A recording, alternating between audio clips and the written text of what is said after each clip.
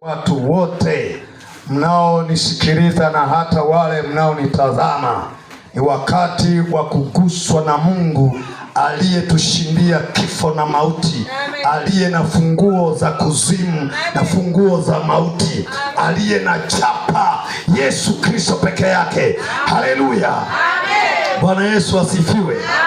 Na wakati huu tukajifunze andiko zuri kabisa kutoka kwenye kitabu cha Timotheo wa kwanza, ile sura ya 6 na ule mstari wa 12. Timotheo wa kwanza, ile sura ya 6 na ule mstari wa 12.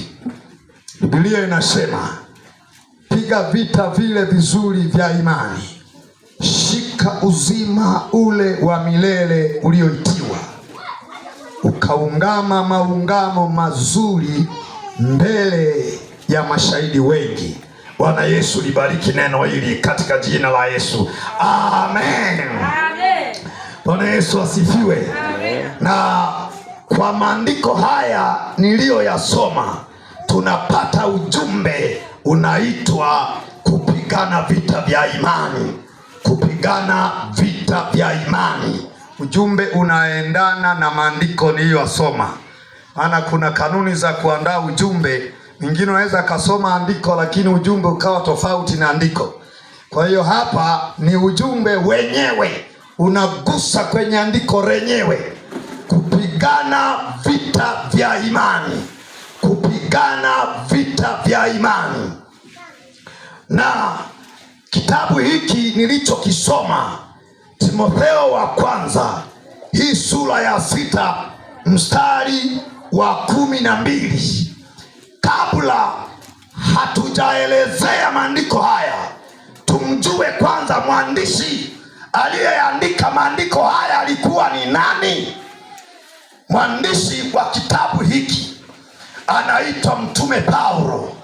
Huyu Paulo aliandika huu waraka, ulikuwa ni waraka moja, lakini akazigawanya zikawa 2. Waraka wa kwanza wa Timotheo na waraka wa pili wa Timotheo. Na huyu Paulo aliandika kitabu hiki mwaka wa 65 BK, akawa ameandika kitabu hiki. Na Timotheo ni mwanafunzi aliyehubiriwa na Mtume Paulo. Paulo alikuwa mtume, alikuwa mwinjilisti, alikuwa mhubiri mzuri sana wa neno la Bwana. Na kila mahali alipokuwa akipita akihubiri, alikuwa anapata wanafunzi. Injili yake ilikuwa inanasa wengi. Injili yake ilikuwa na nguvu sana, maana Paulo alikuwa na Roho Mtakatifu aliyekuwa akimwongoza. Na kitabu hiki wakati Paulo anamwandikia Timotheo, kilikuwa na makusudi makuu 5 yaliyokamilika. Na unisikilize, ni Ijumaa nzuri kabisa. Bwana amekuleta hapa ukamsikilize Mungu wenye neno la uzima. Mungu ana chakula ambacho kwa ajili ya maisha yako. Makusudi haya yako 5. Kusudi la kwanza ni kumwasa Timotheo mwenyewe kuhusu huduma na maisha yake binafsi. Kumwasa Timotheo mwenyewe kuhusu huduma na maisha yake binafsi, ama kumuhimiza au kumsisitiza Timotheo kwa ajili ya huduma. Timotheo alipokea huduma kutoka kwa Paulo, aliishi huduma kutoka kwa Paulo. Kwa hiyo Paulo wakati anamwandikia, Paulo alikuwa anajua misingi ya huduma na misingi ya maisha ya mtu binafsi. Hilo lilikuwa ni kusudi la kwanza. Na kusudi la pili ni kumuhimiza Timotheo kulinda usafi wa Injili. na viwango vyake vya utakatifu visipotoshwe na walimu wa uongo. Hilo lilikuwa ni kusudi la pili, kumhimiza Timotheo kulinda usafi wa Injili na viwango vyake vya utakatifu visipotoshwe na walimu wa uongo.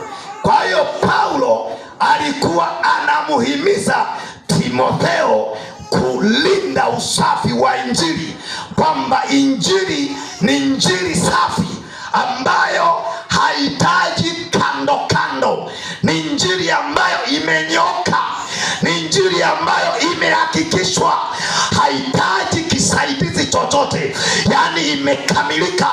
Paulo anamuhimiza Timotheo alinde usafi wa Injili, lakini pia na viwango vyake vya utakatifu, aishi maisha masafi, maisha yaliyojawa viwango vya utakatifu, asije akapotoshwa na walimu wa uongo. Hilo ni kusudi la pili. Kusudi la tatu, kumpa Timotheo maelekezo kuhusu mambo mbalimbali ya kanisa na matatizo kule Efeso. Kumpa Timotheo maelekezo kuhusu mambo mbalimbali ya kanisa na matatizo kule Efeso. Paulo wakati anamwandikia Timotheo alikuwa Efeso. Kwa hiyo waraka huu ulimkuta Timotheo akiwa Efeso. Paulo alijua changamoto za makanisa, matatizo mbalimbali ya kanisani. Paulo aliyaelewa, na waraka huu wakati Paulo anawaandika, msomi mmoja ametafsiri waraka huu ulikuwa ni waraka wa kichungaji, yani wajibu wa kichungaji. Bwana Yesu asifiwe. Ngoja tupige hatua hapa mbele kidogo. Hilo lilikuwa ni kusudi la tatu.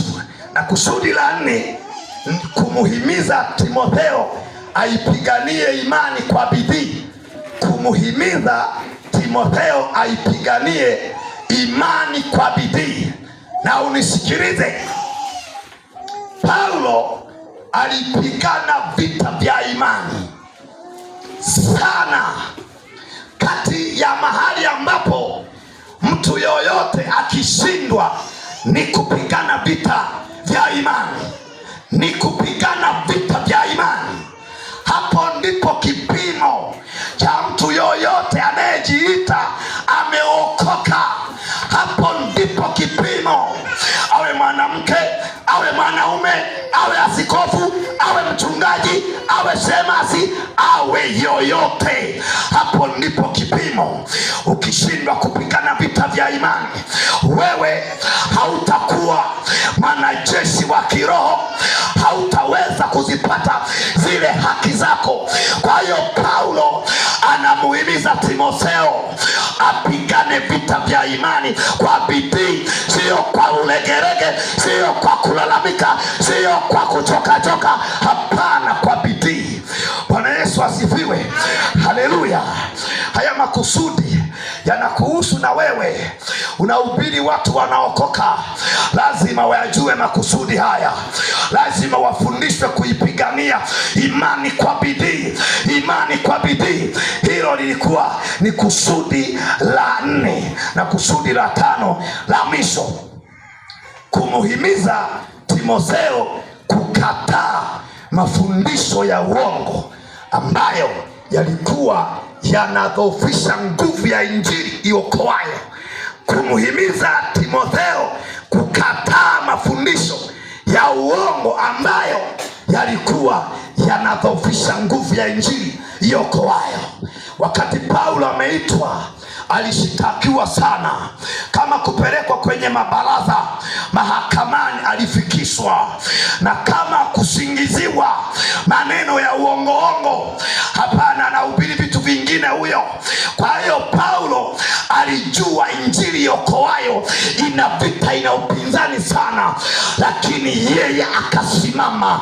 Aliposhinda, anamwambukiza Timotheo huo ushindi. Kuna mafundisho ya walimu wa uongo, ayakatae ashike fundisho lilo na nguvu, fundisho takatifu, fundisho lenye imani, fundisho lenye Yesu ndani yake, fundisho ambalo likifundishwa viwete wanatembea, vipofu wanapata kuona, wafu wanafufuliwa, waliovunjika mioyo wanagangwa mioyo yao. Unanielewa?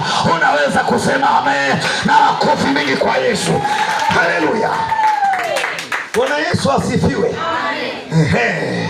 Sasa ngoja tupige hatua hapa. Andiko hili tulilolisoma kwenye kitabu cha Timotheo wa kwanza sura ya 6 na ule mstari wa 12, neno linasema piga vita vile vizuri vya imani, shika uzima ule wa milele ulioitiwa, ukaungama maungamo mazuri mbele ya mashahidi wengi. Nisikilize, neno piga kwa Kiunani ina maana nzuri sana. Kwa Kiunani ina maana ya kuwa na maumivu makali, ya kuwa na maumivu makali, ya kuwa na maumivu makali.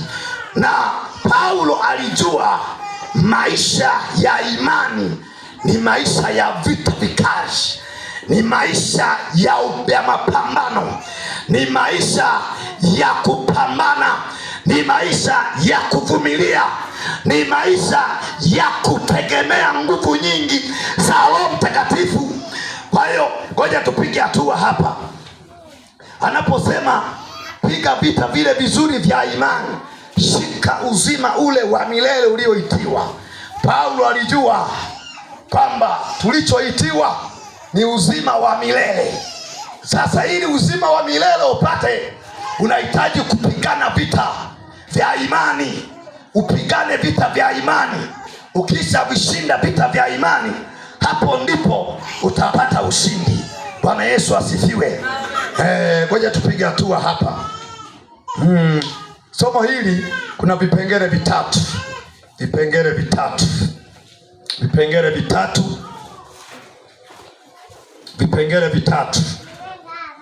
Kipengele cha kwanza, imani ni nini? Imani ni nini? Hicho ndo kipengele cha kwanza. Imani ni nini? Imani ni nini?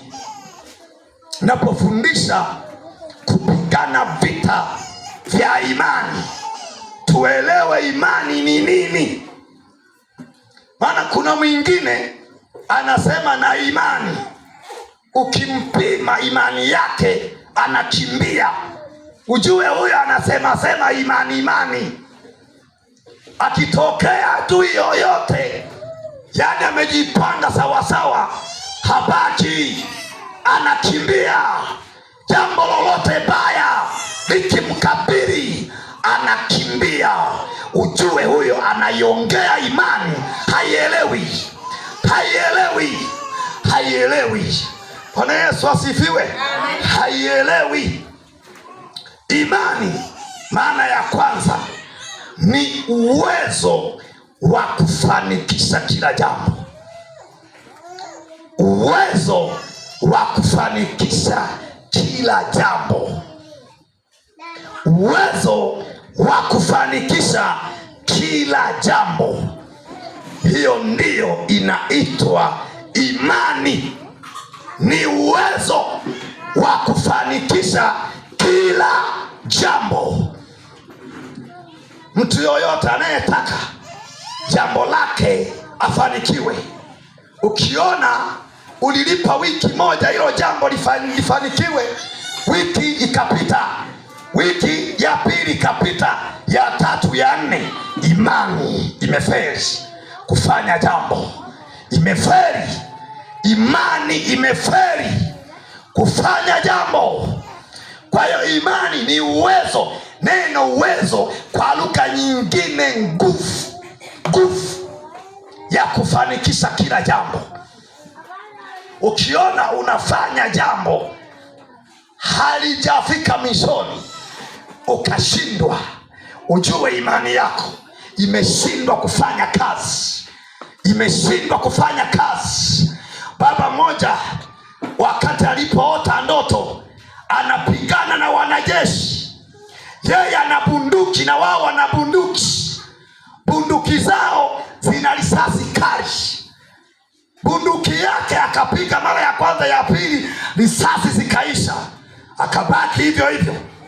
Wakampiga kichwani, piga mikono yake, akadondoka akafa. Kwenye ndoto amekufa ndotoni. Maana yake ile imani yake ya kupambana na adui yoyote ina nguvu kidogo, inapiga kidogo na inazofishwa. Sikiliza jioni ya leo, kupigana vita vya imani lazima utambue imani ni nini. Imani ni uwezo wa kufanikisha kila jambo.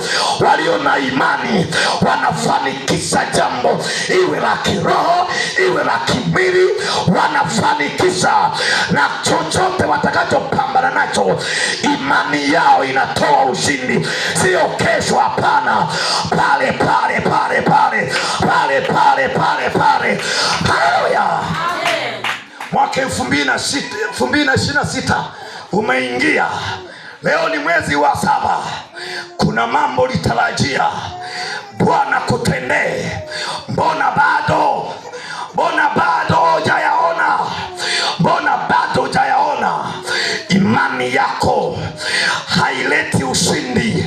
Imani yako haipambani jinsi inavyotakiwa kwenye maisha yako. Imani yako haikutetei. Imani yako haileti yale mafanikio ambayo unayotaka. Jioni ya leo, rudi kwenye imani yenye ushindi, rudi kwenye imani yenye matokeo. Haleluya! Bwana Yesu asifiwe. Biblia inasema kwenye kitabu cha Waebrania ile sura ya 11 na ule mstari wa 6. Waebrania ile sura ya 11 na ule mstari wa 6. Lakini pasipo imani haiwezekani kumpendeza, kwa maana mtu amwendeaye Mungu lazima aamini kwamba yeye yuko na kwamba huwapa thawabu wale wamtafutao. Bwana Yesu asifiwe. Pasipo na imani haiwezekani kumpendeza Mungu. Pasipo na uwezo, pasipo na imani haiwezekani kumpendeza Mungu. Mtu yoyote aliyeokoka ana mahitaji ya kiroho na ya kimwili. Anapomwendea Mungu lazima kwanza aamini kwamba Mungu yupo.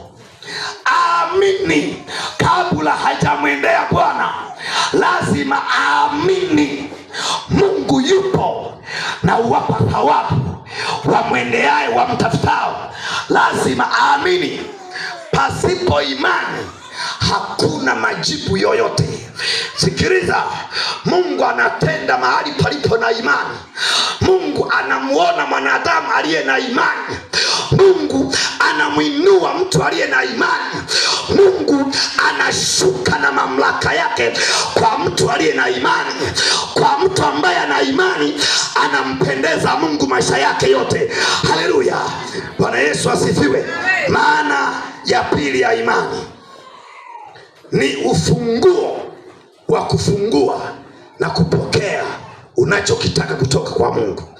Ni ufunguo wa kufungua na kupokea unachokitaka kutoka kwa Mungu. Hiyo ndiyo maana ya imani. Ni ufunguo, ni ufunguo wa kufungua na kupokea unachokitaka kutoka kwa Mungu. Pasipo imani hauna ufunguo. Mwanasiolojia mwingine, msomi mzuri sana na nampenda sana, akasema imani ni mkono wa kupokea muujiza kutoka kwa Mungu. Imani ni mkono wa kupokea kitu kutoka kwa Mungu. Maana yake mtu yoyote asipokuwa na imani hawezi akapokea kitu chochote kutoka kwa Mungu. Bwana Yesu asifiwe, haleluya. Na hii imani inahitaji kujitoa, kujizabihu. Kwenye kitabu cha Warumi ile sura ya 12, Warumi sura ya 12 na ule mstari wa kwanza. Sikiliza neno la Bwana. Biblia inasema, basi ndugu zangu, na wasihi kwa huruma zake Mungu, itoeni miili yenu iwe dhabihu iliyo hai, takatifu, ya kumpendeza Mungu, ndiyo ibada yenu yenye maana. Kwa hiyo imani inahitaji kutoa mwili uwe sadaka takatifu, uwe dhabihu takatifu, kujitoa, kutoa mwili wako. Vita vya imani unahitaji kujitoa, kuwa dhabihu kwa Bwana, ndipo utaona imani yako inafanya mambo makubwa. Bwana Yesu asifiwe.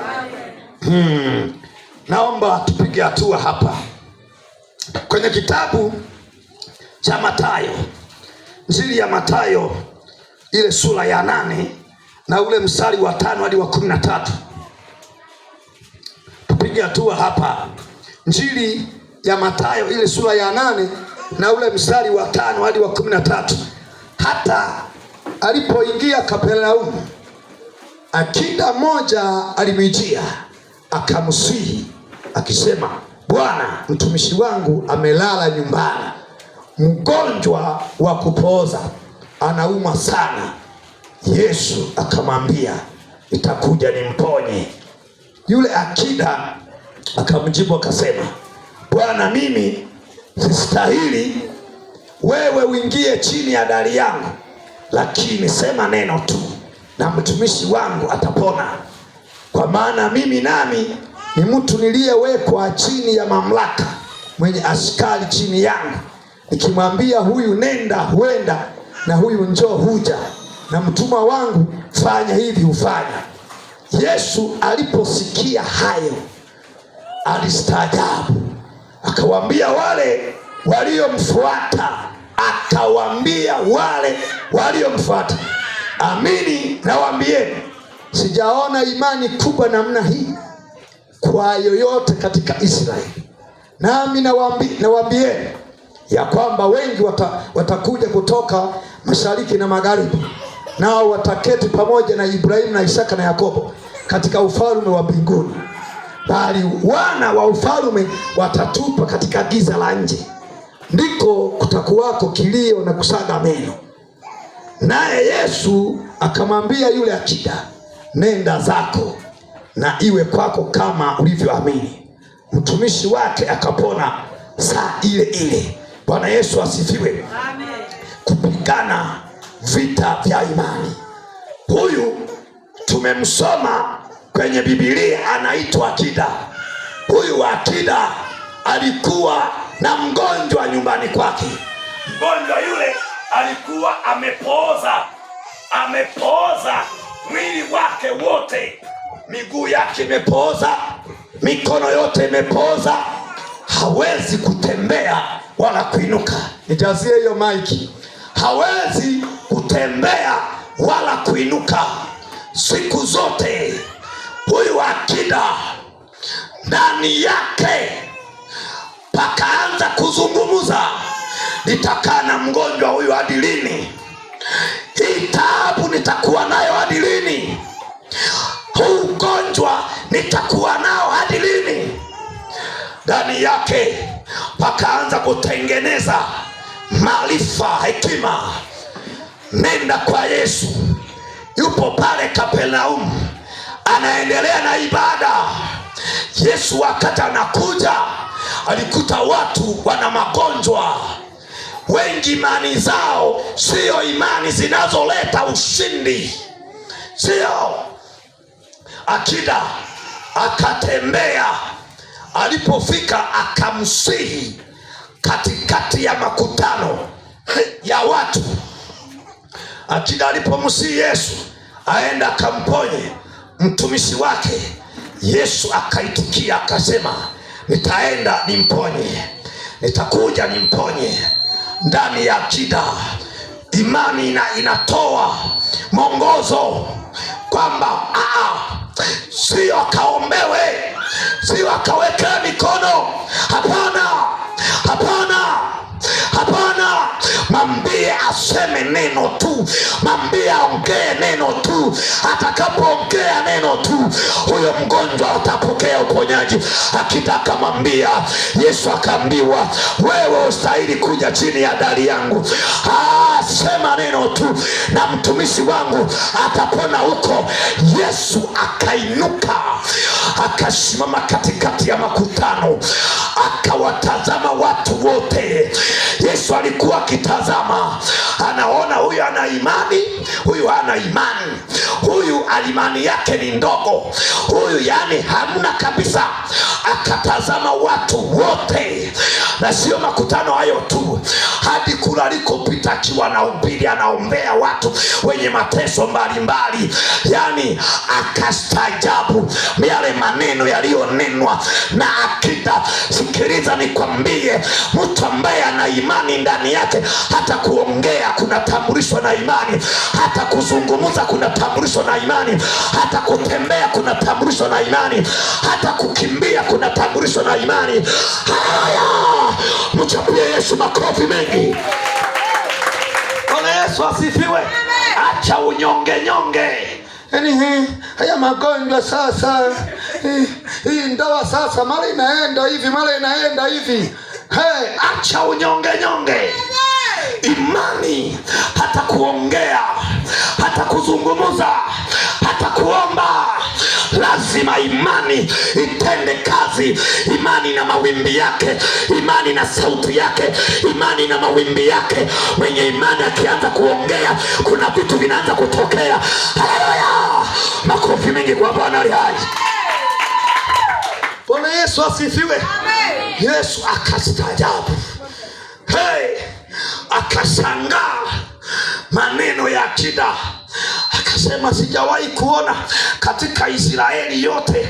Israeli ni taifa, tena lina watu wengi. Yesu alikuwa anajua mtu wa mwenye imani, yani kabla hata hajaongea, kabla hata hajaleta hitaji lake, Yesu ameshajua huyu imani yake ni ya kutendewa mambo makubwa. Kwa hiyo pote alikuwa anajua. Mwingine huyu imani yake ni ya kupata shilingi 5,000. Huyu hapa imani yake ya kulima viazi tu basi.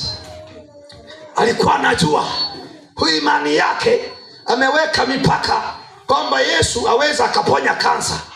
Kwa hiyo amekuja kwenye mkutano, imani yake yani ni ndogo sana. Akida alipoenda amejitengeneza. Lazima imani ionekane katikati ya makutano. Lazima imani yako ionekane katikati ya ukoo wenu. Lazima imani yako ionekane katikati ya marafiki zako. Haleluya!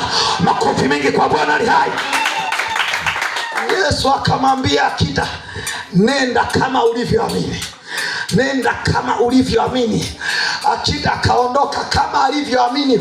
Biblia inasema hivi, mgonjwa saa ile ile, yani ugonjwa huko akapokea nguvu ya uponyaji. Sikiliza, imani, nisikilize, imani inakuja kwa mtu anaposikia kile kinachohubiriwa, lakini sio kusikia, kukiamini pia.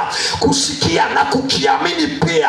Kuamini mhubiri anachokihubiri. Usipoamini, usipoelewa, hauwezi ukatendewa hata siku moja.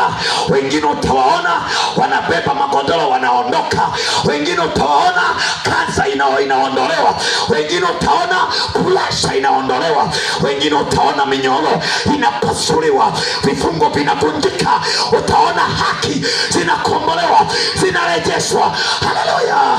Leo ipo imani, leo ipo imani naongea, leo ipo imani naongea. Yesu anayetenda mambo makubwa yupo hapa. Haleluya! Amen. Bwana Yesu asifiwe. Amina. Ngoja tupige hatua hapa, tupige hatua hapa. Hiyo ilikuwa ni kipengele cha kwanza. Imani ni nini? Kipengele cha pili, kupigana vita vya imani ni nini? Kupigana vita vya imani ni nini? Kupigana vita vya imani ni nini? Kupigana vita vya imani ni nini? Timu mwingine unavamiwa na mapepo, unaogopa. Unapata tatizo lolote unaogopa. Yani hapo hapo naanza kurusha mawimbi kwenye ulimwengu wa roho, ninamshikisha adabu shetani ajue kumbe nilikuwa nimepotea njia. Anaondoka. Wakati mwingine masikio yote hayapo, miguu yote haipo. Bwana Yesu asifiwe. Kupigana vita vya imani ni nini?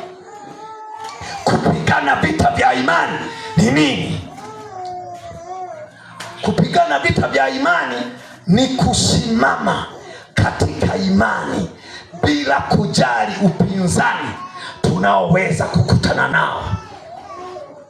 Ni kusimama katika imani bila kujali upinzani tunaoweza kukutana nao. Hiyo ndiyo maana ya kupigana vita vya imani. Yani ni kusimama katika imani, ni kusimama katika imani bila kujali upinzani tunaoweza kukutana nao, bila kujali vikwazo, bila kujali maneno, bila kujali majeshi ya wanadamu, majeshi ya wachawi, majeshi ya mapepo, majeshi ya majini, bila kujali upinzani ambao tutakao kutana nao. Ni kusimama bila kujali. Bwana Yesu asifiwe. Haleluya. Hey.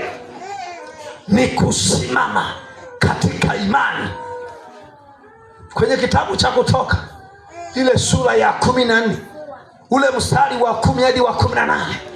Kitabu cha Kutoka sura ya 14 mstari wa 10 hadi wa 18.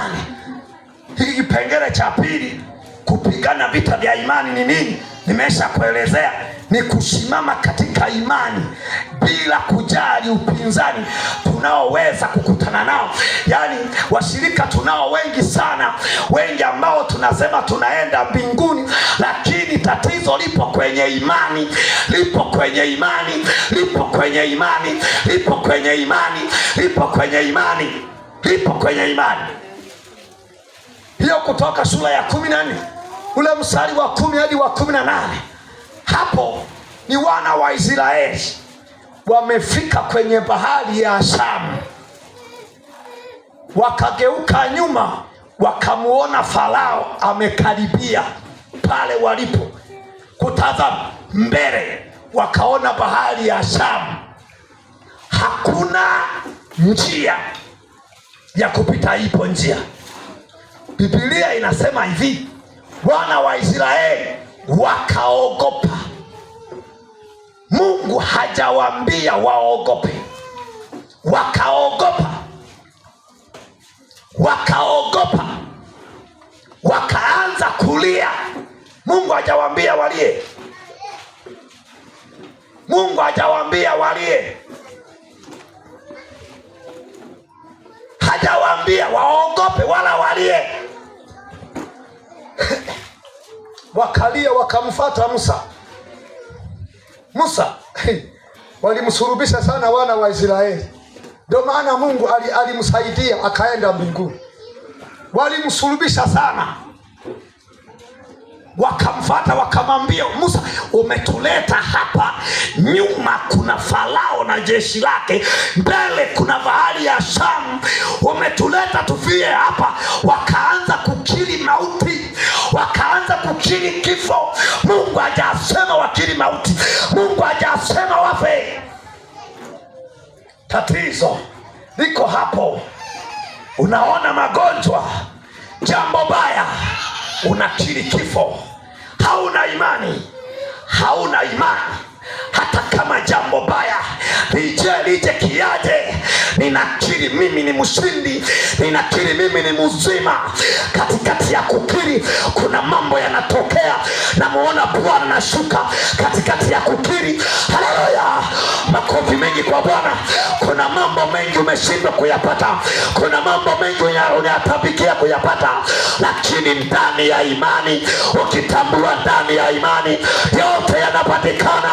Ukasimama imara, ukapigana vita vya imani kazini kwako, ukaipigania ndoa yako kupitia imani yako, ukapigania huduma yako, ile fursa ambayo Bwana amekupa ukaitumia, ukaipigania, na kwambia haki zako utaziona, baraka zako utaziona. Haleluya! Makofi mengi kwa Yesu. Bwana wa Israeli, Bwana alia Musa, anamjua Mungu. Kula alikotoka Musa, imani ilibadilisha fimbo ikawa nyoka. Halafu imani hiyo hiyo ikabadilisha nyoka ikawa fimbo. Kwa imani hiyo hiyo mikono ya Musa iligeuzwa ikawa yenye ukoma. Kwa imani hiyo hiyo ikabadilishwa ikarudi katika hali ya kawaida. Kwa imani hiyo hiyo Musa alipoenda kwa Farao akayageuza maji akawa damu. Kwa imani hiyo hiyo Musa alipofika kwa Farao akapiga mavumbi yakageuka kuwa tawa. Kwa imani hiyo hiyo Musa alinyosha fimbo juu, mvua ya radi ikanyesha. Kwa imani hiyo Musa, wana wa Israeli wakati wanadai maji, wanataka maji, Musa akaenda akapiga mwamba.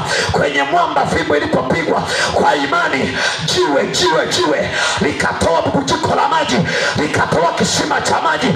Musa alikuwa anamwelewa.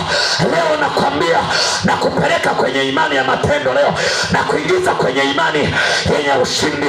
Haleluya, haleluya, haleluya. Mchapie huyo roho. Oh Yesu, makofi mengi, maana yupo hapa. Haleluya.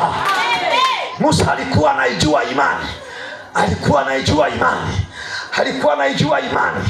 Bwana Yesu asifiwe. Anaijua imani, anaijua imani. Akawaambia msiogope, simameni tu. Wao waliogopa, lakini Musa alianza kukandamiza pale pale kwenye uoga. Anawaambia msiogope, simameni tu mkauone wokovu atakaofanyia Bwana leo. Hao wana wa Misri mlioona leo hamtawaona tena milele. Bwana atawapigania ninyi, nanyi mtanyamaza kimya. Bwana Yesu asifiwe. Kupigana vita vya imani, vita vya imani. Yaani hata wengine wasuesue, wewe simama, simama, simama. Siku moja nilienda kuhubiri, nikawaambia wachawi wote wajaribu kuniloga mimi hapa. Wengine walikuwepo wachungaji waoga, mashemasi, wengine wanakwaya. Yaani ile asubuhi mapema wanaamka, wanasubiria ile saa 3:30 nitakuwa nimefika pale kanisani. Wanaanza kuzungumza, usikilize mchungaji alisema wachawi wamloge, hatujui huko kilichompata. Wakashangaa nimetia nanga. Nikawaambia muda wa ibada umefika. Wakapanga viti vichache, twende tuko wachache. Nikawaambia pangeni viti vyote mpaka nyuma kule. Kwa imani yangu watu wengi wanakuja hapa. Nikapiga injili ya kwanza, ndipo sasa imani kaongezeka kwao. Wewe unazofishwa imani na mchawi. Waliye na imani halogwi, halogeki. Hakuna mapepo, hakuna majini, hakuna frimasoni, hakuna gamboshi. Imani yetu ina nguvu, tukiongea vitu vinatokea. Haleluya. Bwana Yesu asifiwe. Musa akawaambia simameni. Musa wakati ameongea hivyo, Bwana akamwambia Musa, hiyo fimbo ulionayo nendo kaigawanye bahari, ukaigawanye. Huyo ndo Musa mzuri, anamsikiliza Mungu anachokisema, sio kulialia. Unalialia kwa nini? Umeambiwa na Bwana ulie. Sikiliza Bwana anachokwambia. Kwa maana wengine Mungu anakwambia nisikilize, Mungu anaacha kuongea. Naacha kuongea. Unapewa maelekezo, fanya hivi na hivi. Simple like that. rahisi. Wewe unalia hii unatangatanga mara huku mara huku mara huku. Lazima usikilize. Musa anaambiwa hiyo fimbo nendo kagawe bahari, akaigawanye bahari, sio kulialia. Bwana Yesu asifiwe. Walio na imani ni mashujaa, walio na imani ni makomando, ni mashujaa, wana ujasiri. Unahitaji la kuolewa, unaanza kulialia. Yawezekana sasa mimi nitakuwa limbuko kanisani, nitakuwa limbuko kwenye ukoo wangu. Yani wewe unajitabiria hivyo, utakuwa hivyo. Yani mwenye imani anaanza kumuona mwanaume kwenye ulimwengu wa roho anarejea, anaanza kuona mwanamke kwenye ulimwengu wa roho anarejea. Haleluya. Mwenye imani ana jicho linaloona mambo yake, mwenye imani ana jicho linaloona baraka zake, maisha yake, majibu yake. Haleluya. Mchapia Yesu makofi mengi. Mtu ambaye hana imani hana jicho. Bwana Yesu asifiwe. Eti wananisema niache kutoa zaka kanisani, niache kwenda kwenye ibada, niache kuimba kwenye kwaya. Hauna imani. Yaani uniseme hii na kuwashia mawimbi hii, yaani ndo moto umewaka. Bwana Yesu asifiwe. Haleluya. Na kuwashia mawimbi makali na kudidimiza, na songa mbele, unarudi nyuma. Haleluya. Wanaokusema warudishe nyuma leo, wanaosema ndoa yako vibaya, wanaosema watoto wako, wanaosema huduma yako, rudisha nyuma wote. Haleluya. Songa mbele kwa jina la Yesu. Makofi mengi kwa Bwana aliye hai. Bwana Yesu asifiwe. Musa anamsikiliza Mungu. Weka fimbo wapi? Baharini. Bahari igawanyike. Ni kuweka fimbo. Ni kuweka nini? Fimbo. Maelekezo. Mtu mwenye imani anapewa maelekezo. Mungu wakati anapokupa maelekezo umekazana tu. Yaani hii uchaze hili tumbo hili, mara ile choma huku, hizi nyonga hizi. Mungu anasema hapa hamna kitu hapa.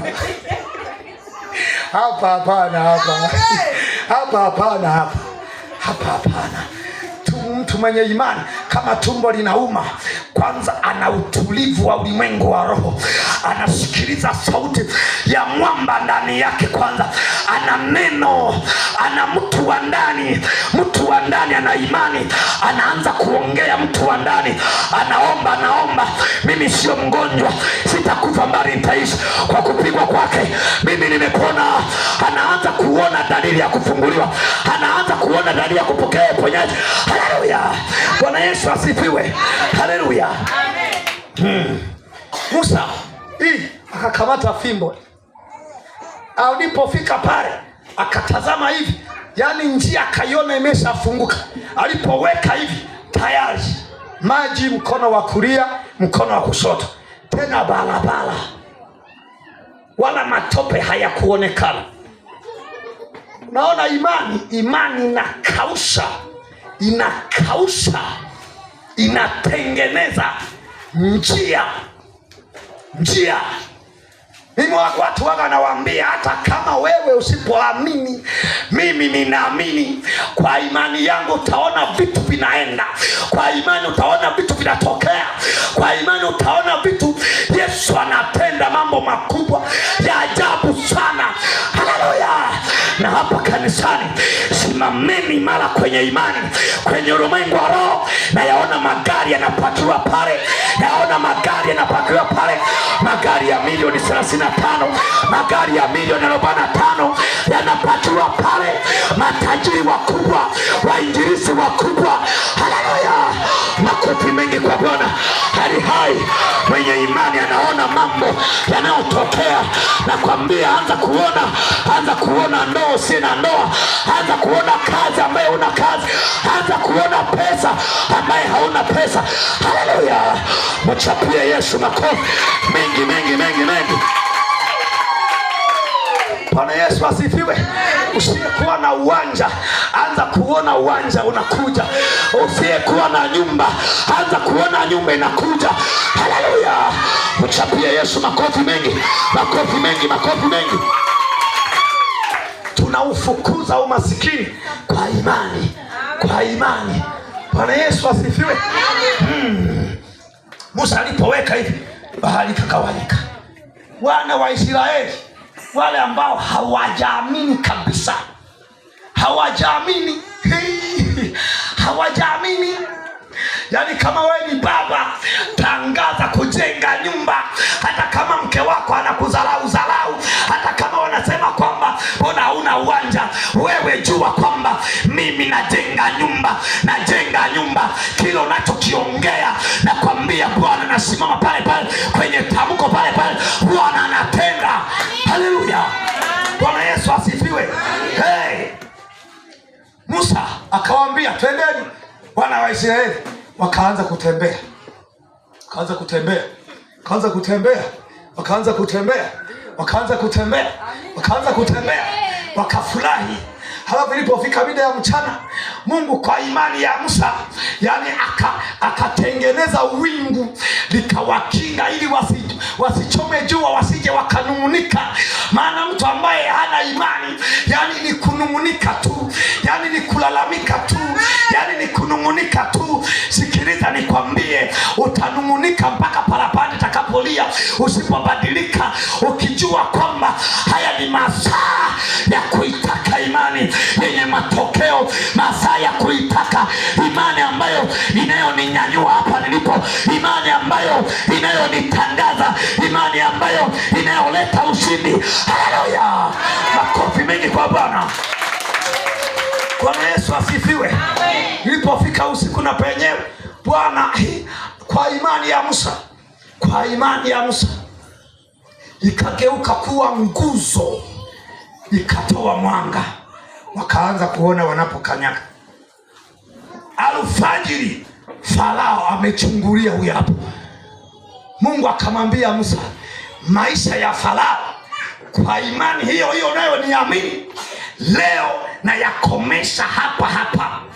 Uhai wa Farao na ukomesha hapa hapa. Na hiyo fimbo gusa pembeni mwa bahari, maji yatarudi nyuma, yatarudi nyuma. Maelekezo kwa mtu aliye na imani ya Mungu yanamletea ushindi hapo kwa hapo, yanamletea ushindi hapo kwa hapo. Usiposikiliza maelekezo ya Bwana kwenye maisha yako, utatabika mno ndugu yangu, utahangaika mno. Nakwambia tutakuwa tunaombea. Mimi hapa na imani kubwa, nikitamka neno kwa mtu haliendi bure, haliendi bure, haliendi bure, haliendi bure. Malezi ya kiroho yana nguvu. Jinsi baba yetu anavyotulea, imani yake sio ya kawaida. Ndivyo ilivyo, ndivyo ilivyo na sisi.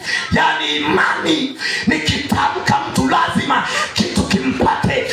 Nikitamka kwamba magonjwa hayo hayatakuwepo tena, na kweli magonjwa yanaondoka, na kweli magonjwa yanaondoka, na kweli magonjwa yanaondoka. Haleluya. Musa akaweka fimbo. Yani urahisi tu. Kwani kuweka fimbo kuna nguvu sana, utumie nguvu wewe. Yani vitu vingine Mungu anataka tu, yani wewe ufanye kila anachokuelekeza tu, ufanye tu. Musa akafanya hivi, wewe maji yote kwa imani yakabebwa yote. Farao akafa pale pale, pale pale. Bwana Yesu asifiwe. Haleluya. Naelewa imani hiyo. Kupigana vita vya imani ni kusimama katika imani.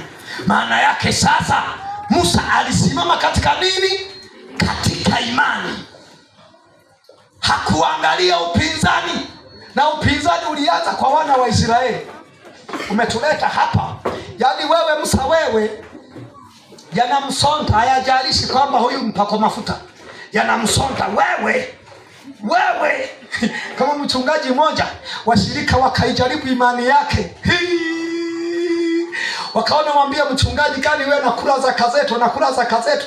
Akawasomea andiko, anakuambia kwamba zaka zote zinatakiwa ziliwe na mchungaji. Ndipo wakacharuka sawa sawa. Akawaambia sasa, kesho tukutane kanisani kwenye kikao. Na kwambia ile asubuhi mapema akaingia kanisani, wamekasirika. Akawaambia hivi, kama mtu yuko hapa mmoja au wote, aje anisalishe sala ya toba hapa. Napiga magoti. Alipopiga tu magoti, upepo ulikuja kwa nguvu, ukalibeba kanisa lote, ukavunja mbao, ukavunja mabati, ukayarusha kabisa mbali kabisa. Hakuna aliyesimama amebaki, wote wakalala pale pale. Bwana Yesu asifiwe. Tunataka tuiumbe imani. Vita wakati mwingine unaishinda rohoni, inakuja mwilini. Ije mwilini ndo vizuri zaidi, yaani ndo asali imekolea utamu. Bwana Yesu asifiwe. Iwe kazini kwako ndo yani imekolea utamu. Iwe ndoa yako, wamepambana rohoni, umewashinda, wakahamia mwilini. Hapo ndipo penyewe. Bwana Yesu asifiwe. Haleluya. Simama imara kwenye imani. Bwana atakupigania kwa jina la Yesu. Ali hai. Haleluya. Makofi mengi kwa Bwana ali hai. Bwana Yesu asifiwe. Ngoja tupige hatua hapa. Bwana Yesu asifiwe. Kipengele cha 3. Hatua 3 za imani. Hatua 3 za imani. Hatua 3 za nini? Za imani. Bado tuna muda mzuri. Hatua 3 za imani. Hatua 3 za imani. Unajua uzuri wa imani, yaani mtu akielewa neno, haina haja ya maombi mengi. Haina haja ya nini? Ya maombi mengi. Yaani mtu akielewa neno tayari, haina haja ya maombi mengi. Yaani hapa anapohubiri, wale wanaokiamini hiki kuna Bwana anafanya kitu kwao. Sasa utaombaje mtu ameshatendewa? Wewe vipi bwana? Bwana Yesu asifiwe. Haleluya. Hatua 3 za nini? Za imani. Hatua namba 1, kusikia neno la Mungu au habari za Yesu. Kusikia neno la Mungu au habari za Yesu. Kusikia neno la Mungu au habari za Yesu. Kitabu cha Warumi ile sura ya 10 na ule mstari wa 17. Ni andiko zuri sana, wakati tunalisoma na tulisome tena. Warumi sura ya 10 na ule mstari wa 17. Basi imani chanzo chake ni kusikia, na kusikia huja kwa neno la Kristo. Naona basi imani chanzo chake ni kusikia. Chanzo chake ni kufanyaje? Ni kusikia. Na hapo nisikilize, unasikiaje? Kwa kuwa imani chanzo chake ni kusikia, unasikiaje neno la Kristo? Mnenaji wa neno, unasikiaje hilo neno? Unalisikiaje? Chanzo cha imani ni kusikia. Kumbe mtu anaposikia neno la Bwana, habari za Yesu, imani hapo hapo inaanza kutenda kazi. Imani hapo hapo inaanza kutenda kazi. Kwa hiyo hatua ya kwanza ya imani, kusikia neno la Mungu au habari za Yesu. Warumi sura ya 10 na ule mstari wa 14.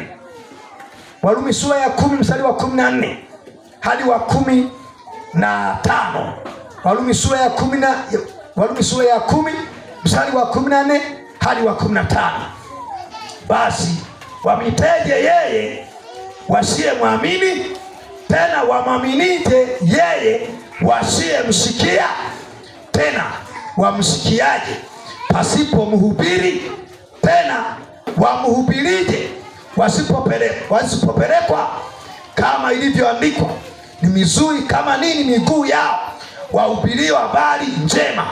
Bwana Yesu asifiwe. Amen. Hapa lazima awepo mnenaji anayehubiri, ndipo watu wasikie sauti, matendo makuu ya Yesu. Anayehubiri Yesu Kristo anapohubiriwa, mnenaji mhubiri, unamsikiaje? Kitabu cha Marko ile sura ya 5 mstari wa 25 hadi mstari wa 34. Marko sura ya 5 mstari wa 25 hadi wa 34. Tunamuona mwanamke aliyekuwa akitoka damu miaka 12 akasikia habari za Yesu. Chanzo cha imani ni kusikia. Aliposikia, ndani yake pakatengenezwa imani, akaitengeneza imani ya uponyaji, imani ya kumondoa kwenye magonjwa, imani ya kumondoa kwenye mateso. Yule mwanamke ndani yake pakaanza kuzungumza. Alikuwa ni najisi, alikuwa ametengwa, hana kibali katikati ya jamii, hana usamani kwa ndugu zake. Yeye ndani yake ikatengenezwa imani. Aliposikia hakujihurumia, hakulialia, hakusikiliza mtu yoyote. Yeye mwenyewe akainuka, yeye mwenyewe, damu zinatoka, inzi wengi wanamsonga, harufu nyingi na mtoka.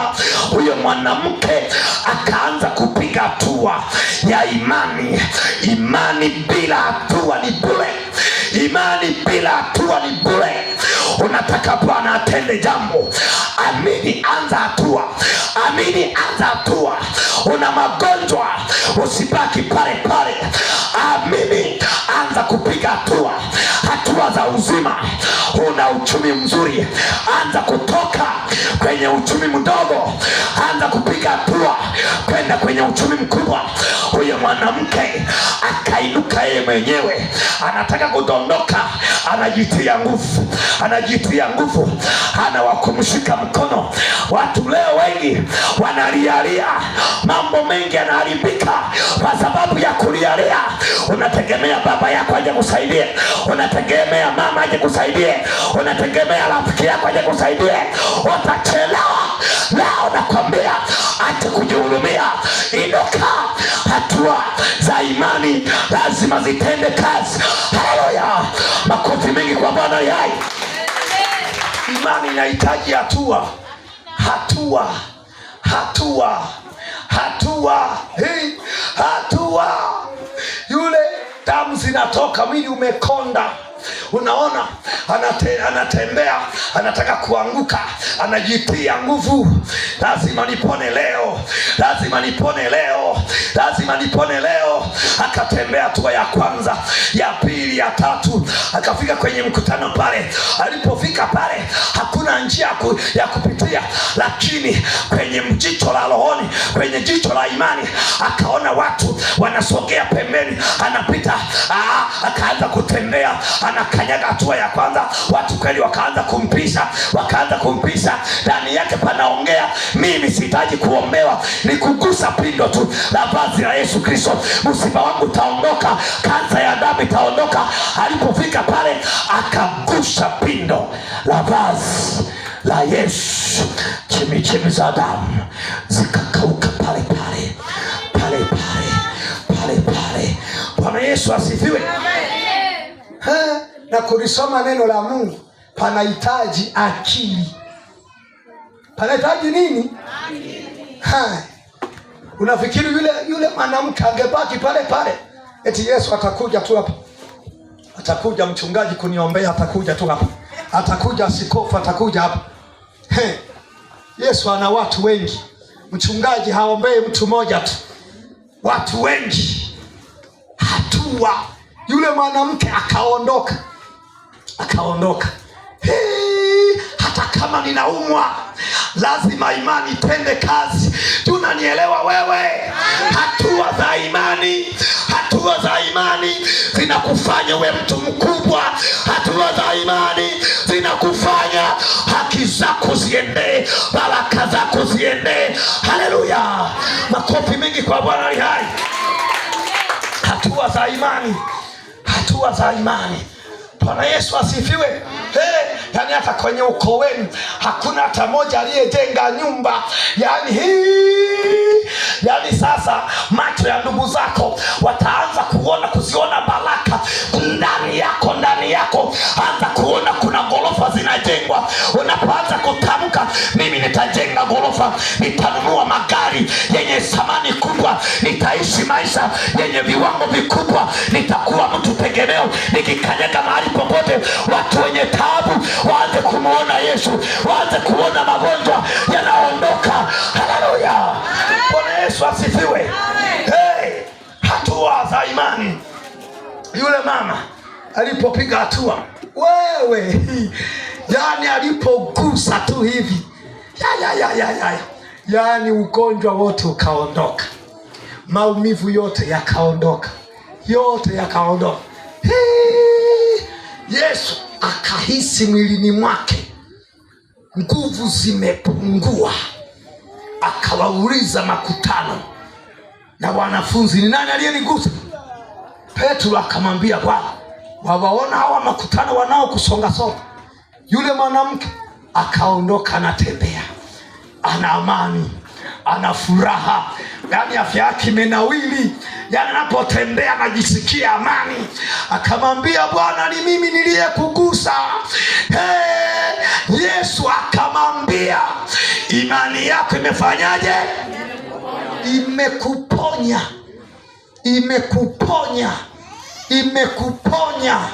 Imekuponya. Bwana Yesu asifiwe. Imani yako imekuponya. Ndio hapo sasa unaposoma neno la Mungu uwe unaelewa. Ndio maana siku moja hapa nilikuwa nawafundisha tena, ilikuwa Jumatano niliwaambia kwamba tatizo la imani lipo kubwa kutokuelewa neno la Mungu. Kutokuelewa nini? Neno la Mungu. Kutokuelewa neno la Mungu. Mtu anaweza akawa na imani ya kupokea uponyaji, sawa, lakini hajapiga nini? Hatua.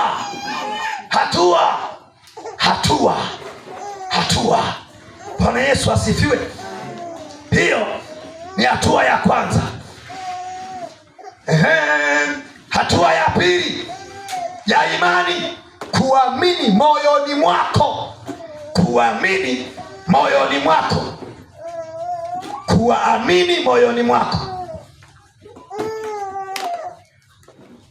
Hiyo ni hatua ya pili, kuamini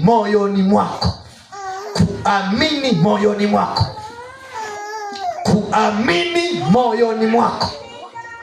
Warumi sura ya 10 ule mstari wa 9 hadi wa 10. Warumi sura ya 10 mstari wa 9 hadi wa 10. Kwa sababu kimkiri Yesu kwa kinywa chako ya kuwa ni Bwana na kuamini moyoni mwako ya kuwa ni Mungu alimfufua katika wafu, utaokoka. Kwa maana kwa moyo mtu huamini hata kupata haki, na kwa kinywa ukiri hata kupata wokovu. Bwana Yesu asifiwe sana. Unaona, kuamini moyoni. Ndio hapa tatizo lipo hapa. Mhubiri anapohubiri hapa, mtu asipoamini moyoni mwake, hata kama aombe hawezi akatendewa kitu chochote. Hawezi. Kumbuka siku moja tulikuwa tuna maandalizi ya mkutano pale. Naona tulikuwa na ibada siku ya Jumanne hapo mwaka jana. Nilihubiri somo linaitwa kutembea na madhabahu yenye nguvu. Kuna mchungaji mmoja alitoka maeneo ya Kibondo kule, si kama Kasulu kule. Nilikuwa ni kijana hapa. Alipokuja siku hiyo, aliposikia tu akaamini kile ninachokihubiri. Alikuwa wa kwanza kupita mbele, hata kabla sijawaita. Alitendewa pale.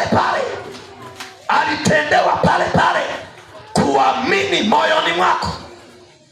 Mhubiri anapohubiri, je, unaamini moyoni mwako? Huduma anayoifanya hapa, unaiamini? Unaikubali kweli? Inaweza kukufanyia jambo lile unalolitaka? Bwana Yesu asifiwe. Amen. Hiyo ni hatua ya pili. Na hapo kwenye kitabu cha Matendo ya Mitume sura ya 14 mstari wa 8 hadi wa 10.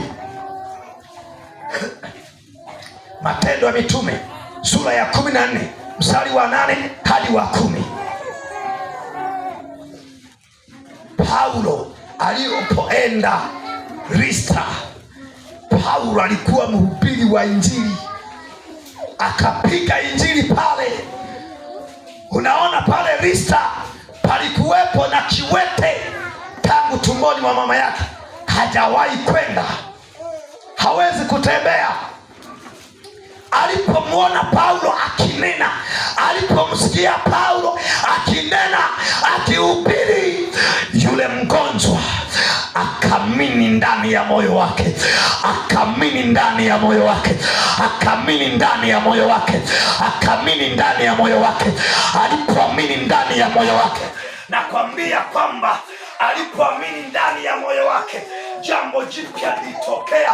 Alipoamini tu ndani ya moyo wake, akamini Injili Paulo anayoihubiri, akamini neno Paulo anayolinena, akamini huduma Paulo anayoiendesha pale inaweza kumsaidia ndani ya yule mgonjwa.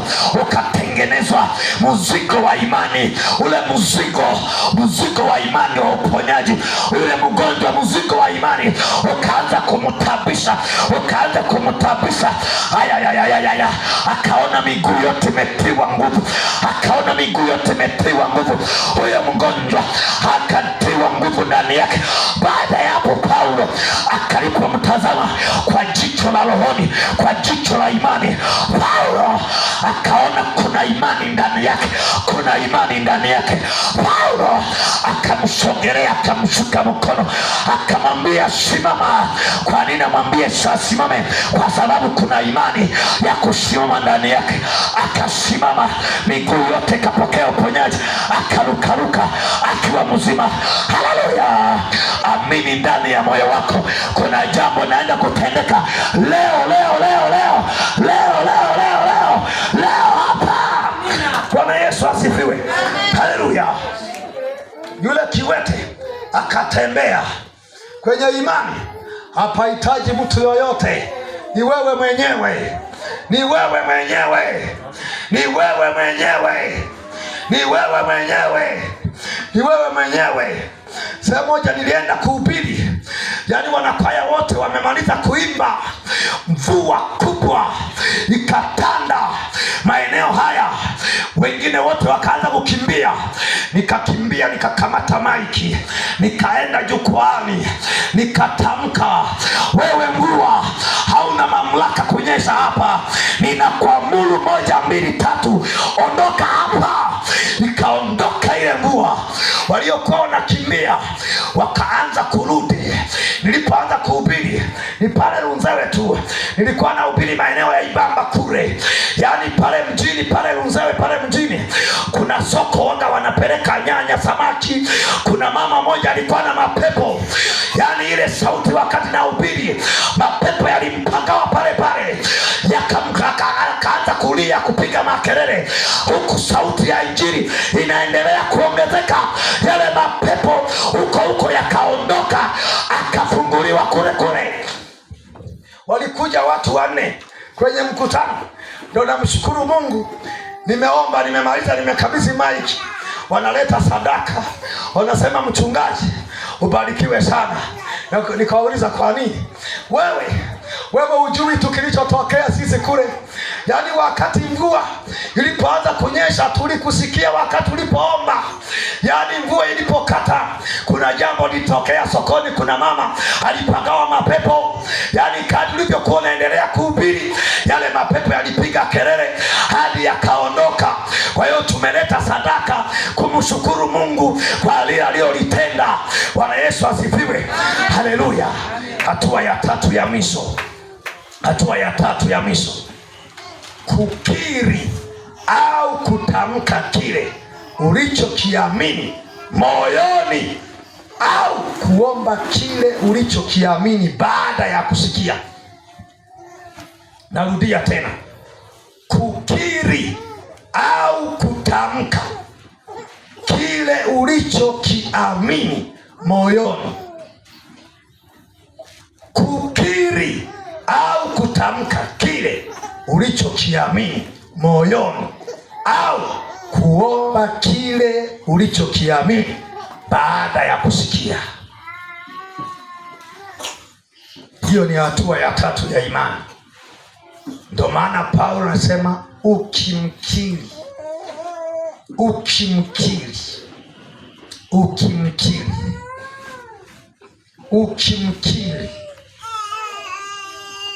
yani panahitaji kukiri. Umesikia na umeamini moyoni mwako. Usipokiri kile ulichokisikia, kile ulichokiamini, hautaweza kutendewa. Ukikiri ulichokisikia, ulichokiamini, tayari kitu kinafanyika. Bwana Yesu asifiwe sana. Na unisikilize, Mungu anamtazama muhitaji, yaani yule anayeombewa. Mungu anamtazama muhitaji, yaani yule anayeombewa, kwamba je, anakiri kupokea? Mungu anamtazama muhitaji, yaani yule anayeombewa, kwamba je, anakiri kupokea? Bwana Yesu asifiwe. Amen. Kile ulichokiamini kiambatane na ukiri wa kinywa chako. Kile ulichokiamini kiambatane na ukiri wa kinywa chako. Kile ulichokiamini kiambatane na ukiri wa kinywa chako. Kile ulichokiamini kiambatane na ukiri wa kinywa chako. Bwana Yesu asifiwe. Nilipopata ajali siku hii, nilisambaza mawimbi, nikaomba, nikakiri ushindi kwa jina la Yesu. Baada ya hapo nikaanza hatua, nafanya kazi hivyo hivyo, nikawapigia mafundi simu waje wamalizie kutengeneza kenupu pale, waweke tiles, yani katikati ya maumivu nikayapisha maumivu, nafanya kazi tena, maumivu yakawa ya mbali kweli kweli, natembea hivyo hivyo. Daktari alipomaliza kunisafisha pale, akaweka dawa pale, tena nikaanza na kutembea. Ninatembea, hakuna kulialia. Nimulilie nani? Nikimulilia baba hata nisaidia, nikimulilia mama hata nisaidia. Nina Bwana mwenye mamlaka. Nikapandisha imani, nikapandisha ujasiri, nikakiri mimi ni mzima. Kuanzia leo injili itahubiriwa, wagonjwa watapokea uponyaji. Haleluya. Bwana Yesu asifiwe. Leo mguu huu hapa umepona. Huu hapa umepona. Umeshapona. Bwana Yesu asifiwe. Hey, imani yenye matendo. Mtu mwenye imani hafi. Yaani hafi. Mwenye imani hafi. Bwana Yesu asifiwe. Hey, mwenye imani afanyaje? Hafi. Na wewe muda wa kufa bado sana. Hakuna muda wa kufa hapa. Bwana Yesu asifiwe. Jipige mkono wako kifuani, sema mimi hapa sio wa kufa. Muda wa kufa mimi bado sana. Hata watoto wangu hatakufa, hata ndoa yangu hatakufa, hata mme wako, hata mke wako, hata mme wako hatakufa, hata huduma ulionayo haitakufa, hata karama haitakufa. Haleluya. Makofi mengi kwa Bwana ali hai. Wanaokuombea ufe, waambie waongeze maombi. Hautakufa. wanaotangaza mauti. Mauti haipo. Bwana Yesu asifiwe. Haleluya. Mauti haipo, haipo, haipo. Kuna mchungaji mmoja, siku moja majambazi wakaenda nyumbani kumvamia. Yaani watu wenye imani nawapenda sana. Yaani imani inawakomesha maadui, inawakomesha, inawakatisha tamaa. Wameenda piga mlango, wamevaa manguo, yaani tujicho tu tunaonekana. Mwenye imani angalii silaha, mwenye imani angalii mbinu za kijeshi, mwenye imani ana mamlaka ya ajabu. Yule mchungaji kwa imani akabadilika, akawa kakijana kadogo kadogo. Hiyo ndo imani. Hiyo ndo imani. Hiyo ndo imani. Yaani imani hapa unaweza ukajibadilisha na ukatembea katikati ya watu, unaongea na wao hawakuelewi. Hata Yesu, wakati Yesu amefufuka, watu wawili wanaenda kijiji cha Emau, akatembea nao, wanaongea naye, lakini wamefumba macho. Hiyo ndo imani. Bwana Yesu asifiwe. Piga mlango kabomoka. Wameingia wakakuta kakijana kamevaa singlet, kamevaa kaputula inayokomea huku tena ni pana, kamekaa kwenye sofa. Mama mchungaji sasa huko yuko chooni amejifungia. Leo sasa tunakufa leo. Mchungaji ametulia tu. Mama mchungaji analindwa na imani ya mchungaji, maana yeye ametindikiwa. Bwana Yesu asifiwe. Amesikia milango inapigwa kule, anajua leo hii tumekufa, lakini mwenye imani ametulia tu pale kwenye sofa. Kijana wanamkuta, wewe kijana, mchungaji yuko wapi? Yupo kwa kanisani kwenye maombi. Lazima unajibadilisha kwa imani. Unabadilika. Nakumbuka siku moja nilipiga maombi kwa imani, nikaenda kwenye mkutano. Yaani kila mmoja aliyekuwa akiniona ananiambia shikamo mchungaji, shikamo mchungaji, shikamo mchungaji. Yaani hata wengine na wazidi, wengine sijawahi kukutana nao, lakini wananisalimia shikamo mchungaji. Yaani nimebadilishwa, nimevikwa vazi jingine. Haleluya. Makofi mengi kwa Bwana aliye hai.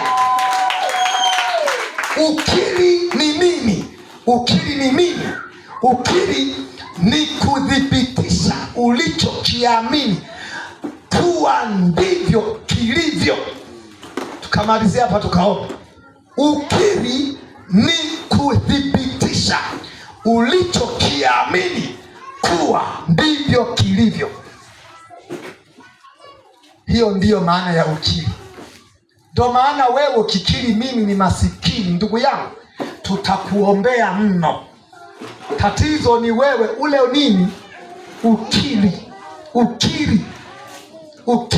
Kwa hiyo ukiri ni kudhibitisha ulichokiamini kuwa ndivyo kilivyo. Unakiri.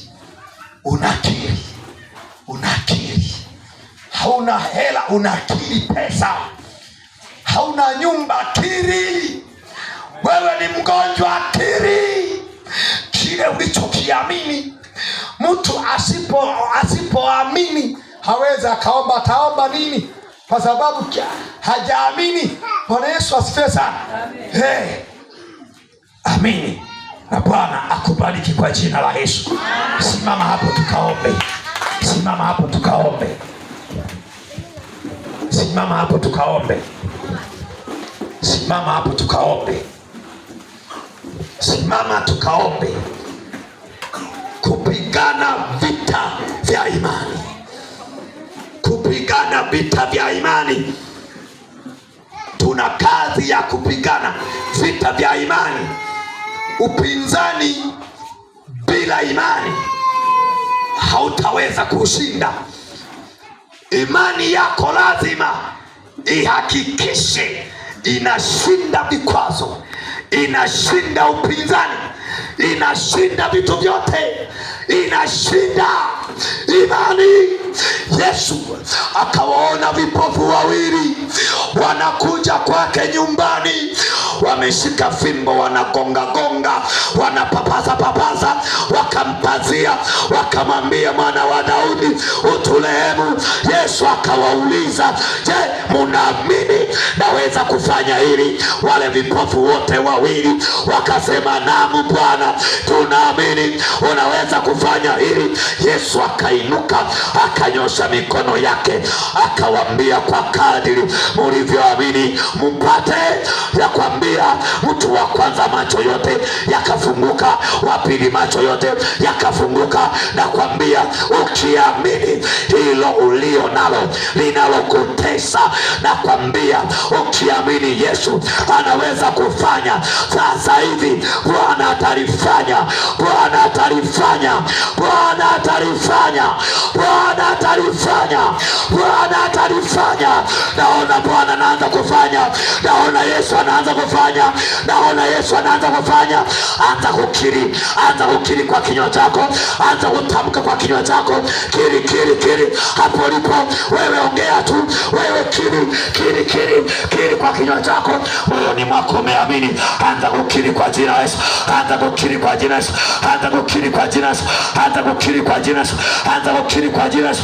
Haya, ndio katikati ya kukiri nakwambia kuna vitu vinatokea, kuna vitu vinatokea, kuna vitu vinatokea, kuna vitu vinatokea. Ndio kiri kiri kiri, wewe kiri tu, wewe kiri. Haya, kiri ulichokiamini wewe. Tamka kwa kinywa chako, tamka kwa jina la Yesu, tamka kwa jina la Yesu. Huyo mwanamke aliyetokwa damu miaka 12 aliamini moyoni mwake, aliamini moyoni mwake. Alipoamini akaanza kukiri, akakiri uzima, akapiga hatua, akapiga hatua. Unapokiri anza hatua za imani, onesha hatua za imani. Mtu mwenye imani anakiri kwa ujasiri, anakiri kwa ujasiri. Acha kukiri kwa unyonge nyonge, acha kukiri kwa unyonge nyonge.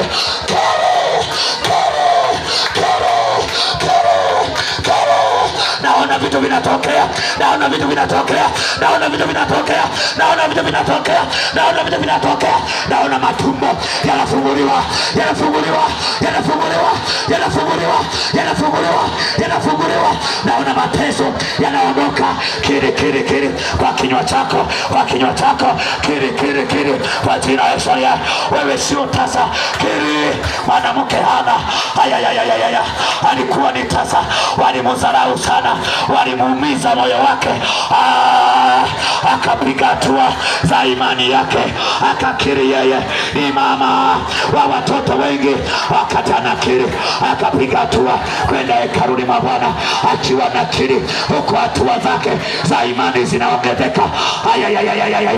Akashangaa tumbo la Hana limebeba mtoto wa kiume. Ndio kiri wewe, kiri wewe, kiri wewe, kiri wewe, kiri wewe, kiri wewe, kiri. Musa akakiri ushindi, kiri ushindi, kiri uzima. Uliye mgonjwa, kiri uzima, kiri uzima, kiri uzima. Uliye na mateso, kiri ushindi, kiri ushindi, kiri ushindi, kiri ushindi. Mtu aliye na imani anaomba kwa imani, anakiri kwa imani, anaamini moyoni mwake, anaamini moyoni mwake, anaamini moyoni mwake, anaamini moyoni mwake. Acha kujihurumia, acha kujihurumia, acha kujihurumia, acha kujihurumia. Wana wa Israeli walitazama bahari, wakatazama Farao, hawakutazama njia, hawakumtazama Bwana. Kiri kwa kinywa chako, kwa imani, kwa imani. Vitu vinatokea hata nyumbani kwako, mambo yanatokea ndani ya ndoa yako, ndani ya afya yako, mambo yanatokea. Kwenye huduma yako, kwenye karama yako. Kiri kwa kinywa chako, kwa kinywa chako, kwa kinywa chako. Tamka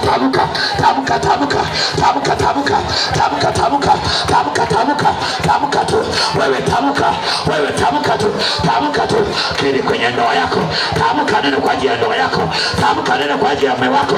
Tamka neno kwa ajili ya mke wako. Tamka neno kwa ajili ya watoto wako, kwa ajili ya familia yako, kwa ajili ya utume wako, kwa ajili ya kazi, kwa ajili ya maisha yako. Tamka, tamka, tamka, tamka, tamka, tamka, tamka, tamka, tamka, tamka, tamka. Kiri, kiri, kiri kwa kinywa chako, kwa kinywa chako. Kiri, kiri kwa kinywa chako, kwa jina la Yesu. Yesu anasema, amini nawaambieni, ukiwa na imani, usipokuwa na shaka mioyoni mwenu, hamtafanya hilo la mtini tu, hata kuambia huo mlima ung'oke ukajitose baharini, hilo litatendeka, hilo litatendeka, hilo litatendeka, hilo litatendeka, hilo litatendeka, hilo litatendeka. Imani inabadilisha historia ya maisha ya mwanadamu. Imani inaleta heshima yako. Imani inaleta usamani. Imani inakufanya uende kuende eneo lenye mafanikio yako. Huyo mwanamke alipiga hatua, alipiga hatua, alipiga hatua, alipiga hatua, alipiga hatua, alipiga hatua, alipiga hatua. Alikuwa anatoka damu, au hivyo hivyo anatembea, hivyo anajikongoja. Anza kupiga hatua, anza kupiga hatua kwenye maisha yako, kwenye mawazo yako. Shakarabarika, hiyo ndio hatua za imani, hatua za imani, hatua za imani. Naona watu sasa, mbio ya imani, mbio za imani. Watu wanakimbia, watu wanakimbia, watu wanakimbia. Ndio hatua za imani, hatua za imani, hatua za imani. Piga hatua za imani kwenye uchumi wako, kwenye ndoa yako, kwenye maono yako, kwenye ndoto yako, kwenye mipango yako. Kiri, kiri, kiri. Hatua za imani, hatua za imani, hatua za imani. Wewe sio wa kurogwa, wewe sio wa kuambiwa. Hapana, hapana, hapana, hapana, hapana, hapana. Vitu vinaachiliwa, vitu vinaachiliwa, vitu vinaachiliwa, vitu vinaachiliwa. Ndio. Naona vitu vinaachiliwa, naona vitu vinaachiliwa, naona vitu vinaachiliwa, vinaachiliwa. Huyo mama anapigana vita. Ndio. Pigana vita, pigana vita, pigana vita. Wamezuia maisha yako, wamezuia baraka zako, wamezuia. Hatua.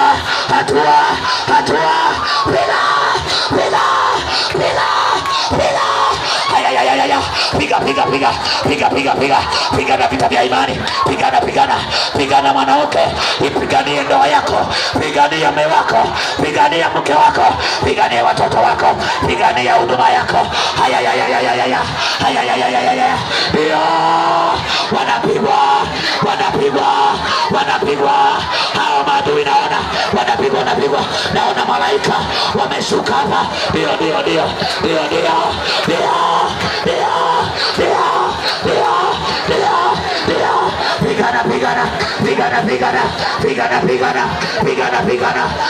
Pigana vita vya imani, vita vya imani. Pigana kwa jina la Yesu. Pigana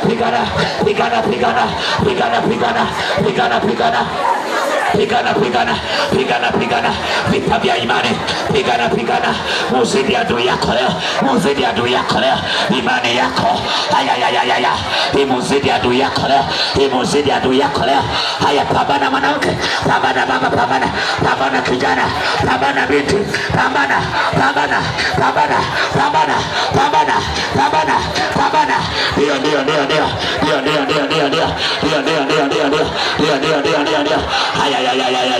Imani ilimtoa yule kiwete kwenye ulemavu, ilimletea uzima. Pambana. Wewe ni mtu mwingine. Pambana kwa jina la Yesu. Pambana. Pigana vita vya imani, pigana vita vya imani, pigana vita vya imani, pigana vita vya imani, pigana vita vya imani, pigana pigana vita vya imani, pigana vita vya imani, pigana vita vya imani, pigana vita vya imani, pigana vita vya imani, pigana vita vya imani, pigana vita vya imani. Haya ya ya ya ya ya ya, ndio. Kuna ushindi mkubwa unaenda kutokea, unaenda kutokea, unaenda kutokea. Ndio. Jamani, Bwana ameshuka. Haya ya ya ya ya, watu wameanza kuguswa, watu wameanza kuguswa. Ndio. Haya ya ya ya ya, haya ya ya ya ya, haya ya ya ya. Naona ngome zinavunjika, naona mageti yanabomolewa, naona beria zinakatika, zinakatika, zinakatika, zinakatika, zinakatika. Naona makaburi yanateketea moto, naona majeneza. Ndio. Haya ya ya ya ya, haya ya ya ya. Bwana yu hai, Bwana yu hai, Bwana yu hai, Bwana yu hai, Bwana yu hai, Bwana yu hai. Hiyo roho ya mauti, hiyo roho ya ajali, hiyo roho ya kumwaga damu inaondolewa, inateketezwa kwa moto, kwa moto. Naona makaburi yanateketezwa, naona majeneza yanateketezwa, yaliyoandaliwa kwa ajili ya watoto wako, kwa ajili ya mume wako, kwa ajili ya mke wako. Haya ya ya ya, mwachie tu huyo, anapigana vita vya kiroho.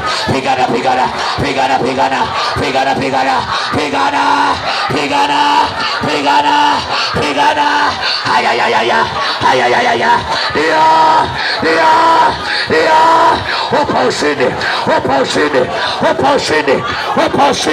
Wanayeyushwa leo, maadui zako wanayeyushwa. Haya ya. Hilo tumbo linachiliwa.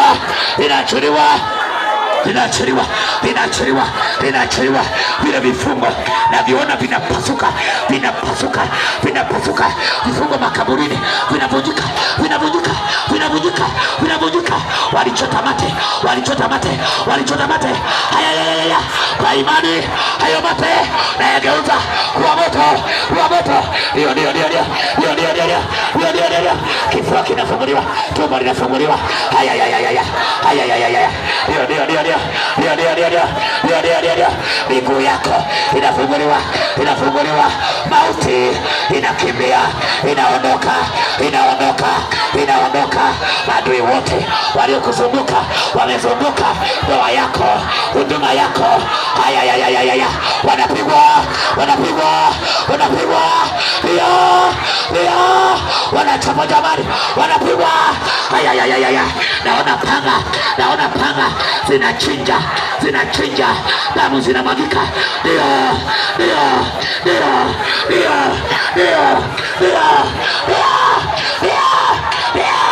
Haya, wanaachia pesa, wanaachia walioshika matumizi, wanaachia matumizi, walioshika mshahara, wanawachia.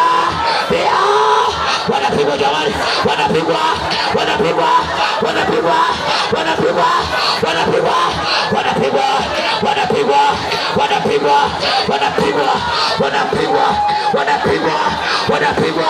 Kwa jina la Yesu, wanateketea, wanawaka moto, hawataonekana.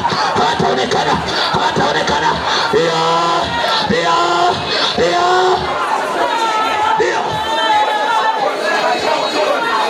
Pigana vita vya imani. Ndio. Mauti inaondoka mbele yako, mabaya yanaondoka mbele yako, yanaondoka. Imeandikwa mabaya hayatakupata wewe, wala tauni haitakaribia hema yako. Ndio. Hamisha mabaya yote, hamisha. Amuru mabaya yote kwa mume wako, kwa mke wako, kwa watoto wako, kwenye familia yako, kwenye ndoa yako. Amuru mabaya yote yarudi alikotoka, yarudi. Hamisha mauti, amuru irudi kwa jina la Yesu. Ndio. Ukiamini yanawarudia. Hiyo mitego inawanasa, hayo mashimo wanadumukia wao.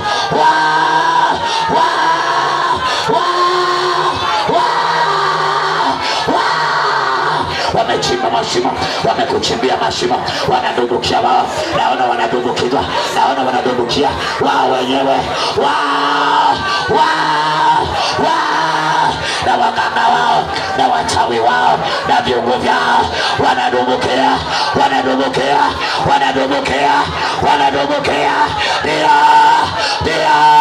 Hilo giza linaondoka kwenye familia yako, kwenye ndoa yako, kwa watoto wako, kwa mume wako. Hilo giza linaondoka.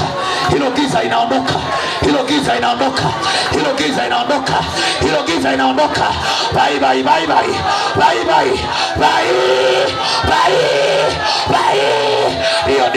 Ndio. Hilo giza inaondoka.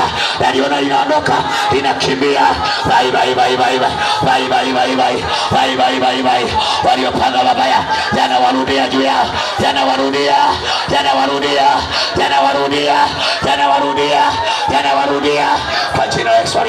kwa jina la Yesu. Kile kubarikiwa, kile ushindi, kile kubarikiwa, kile ushindi hapo ulipo, kile ushindi kwa jina la Yesu. Kile ushindi kwa kinywa chako, kile ushindi katika jina la Yesu, kwa damu ya Yesu, kwa jina la Yesu aliye hai. Nakiri ushindi kwenye maeneo yote ya ulimwengu wa roho kwa jina la Yesu. Ninakiri uzima katika jina la Yesu.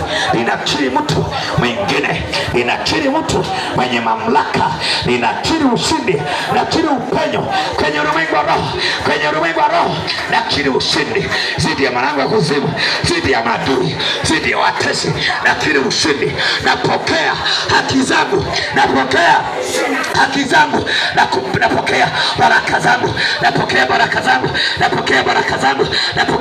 zangu, napokea uponyaji, napokea muujiza, napokea baraka zangu za rohoni na za mwilini, napokea kuinuliwa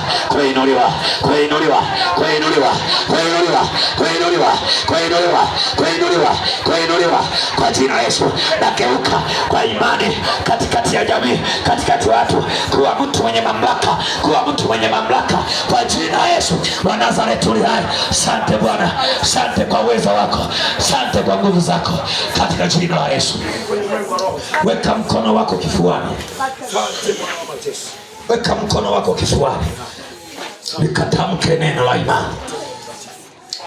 Baba, katika jina la Yesu, imeandikwa mwenye haki wangu ataishi kwa imani, na imeandikwa, amini nawaambieni, mkiwa na imani, msipokuwa na shaka, hamtafanya hilo la mtini tu, hata kuambia huo mlima ng'oka ukatupe baharini, hilo litatendeka. Natamka ushindi kwa imani kwa ajili ya watu hawa wote. Natamka kubarikiwa, natamka upenyo kwa kila moja kwa jina la Yesu. Naagiza nguvu ya Roho Mtakatifu ikayazingire maisha yao. Ninawageuza kuwa watu wengine kwenye ulimwengu wa roho. Naombea kinywa cha mama huyo, naombea kinywa cha baba huyo, naombea kinywa cha mtoto huyo, naombea kinywa cha kijana huyo, kikawe na sauti yenye utisho, kikawe na sauti yenye tetemeko.